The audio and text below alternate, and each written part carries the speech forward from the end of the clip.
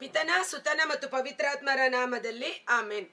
ಮಹಿಮೆಯ ರಸನೆ ನಿನ್ನ ಆತ್ಮದಿ ಆರಾಧಿಸುವೆ, ಪರಲೋಕ ರಾಜನೆ ನಿನ್ನ ನಿತ್ಯವೂ ಆರಾಧಿಸುವೆ. ಮಹಿಮೆಯ ರಸನೆ ನಿನ್ನ ಆತ್ಮದಿ ಆರಾಧಿಸುವೆ, ಪರಲೋಕ ರಾಜನೆ ನಿನ್ನ ನಿತ್ಯವೂ ಆರಾಧಿಸುವೆ. ಪ್ರಭು ಕ್ರಿಸ್ತರಲ್ಲಿ ಆತ್ಮೀಯ ಸಹೋದರ ಸಹೋದರಿಯರೇ, ಈ ದಿನದ ಮುಂಜಾನೆಯ ಜೀವಸ್ವರ ಕೀರ್ತನೆಗಳು 2 ವಚನ 11ರಿಂದ ಭಯ ಭಕ್ತಿಯಿಂದ ಪ್ರಭುವಿಗೆ ಸೇವೆ ಮಾಡಿರಿ, ಭಯ ಭಕ್ತಿಯಿಂದ ಪ್ರಭುವಿಗೆ ಸೇವೆ ಮಾಡಿರಿ, ನಡು ನಡುಗುತ್ತಾ ಆತನ ಪಾದ ಪೂಜೆ ಮಾಡಿರಿ.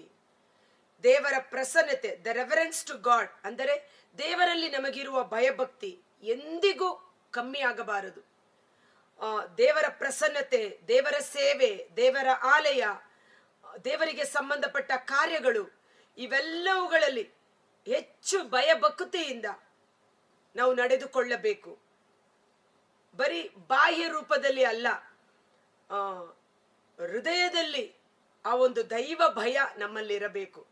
ನಡು ನಡುಗುತ್ತಾ ಆತನ ಪಾದ ಪೂಜೆ ಮಾಡಿರಿ ಎಂಬುದಾಗಿ. ಕಾರಣ ದೇವರು ಪರಿಶುದ್ಧರು ಪರಿಶುದ್ಧರು ಪರಿಶುದ್ಧರು. ಆತನ ಸನ್ನಿಧಿಯಲ್ಲಿ ಸೇವೆ ಮಾಡುವ ಸೌಭಾಗ್ಯ ಆಶೀರ್ವದಿಸಲ್ಪಟ್ಟದ್ದು. ಒಂದು ನಾವು ಬಲಿಪೂಜೆಗೆ ಹೋಗುವುದಿರಲಿ, ಪಾಪ ನಿವೇದನೆ ಮಾಡುವುದಿರಲಿ, ದೇವರ ಆಲಯಕ್ಕೆ ಸಂಬಂಧಪಟ್ಟ ಎಲ್ಲಾ ಕಾರ್ಯಗಳಲ್ಲಿ ಭಯಭಕ್ತಿ ಇರಬೇಕು.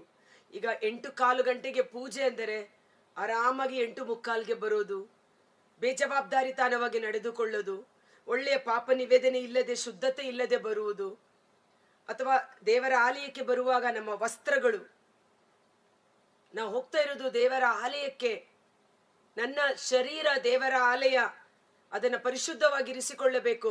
ನನ್ನ ಶರೀರ ಯಾವುದೇ ರೀತಿ ಪರರಿಗೆ ಪಾಪಕ್ಕೆ ಪ್ರಚೋದನೆ ಮಾಡಬಾರದು.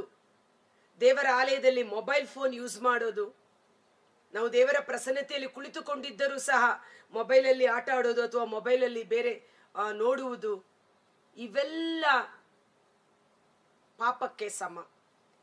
ದೇವರ ಆಲಯದಲ್ಲಿ, ದೇವರ ಸೇವೆಯಲ್ಲಿ ಭಯ ಭಕ್ತಿಯಿಂದ ಸೇವೆ ಮಾಡಿರಿ, ನಡು ನಡುಗುತ್ತಾ ಆತನ ಪಾದ ಪೂಜೆ ಮಾಡಿರಿ. ಕಾರಣ ನಮ್ಮ ದೇವರು ದಹಿಸುವ ಅಗ್ನಿಯಾಗಿದ್ದಾರೆ. ಜೀವ ಸ್ವರೂಪನಾದ ದೇವರ ಕೈಯಲ್ಲಿ ಸಿಕ್ಕಿ ಬೀಳುವುದು ಅದೆಷ್ಟು ಭಯಂಕರವಾದುದು. ಇಲ್ಲದಿರೆ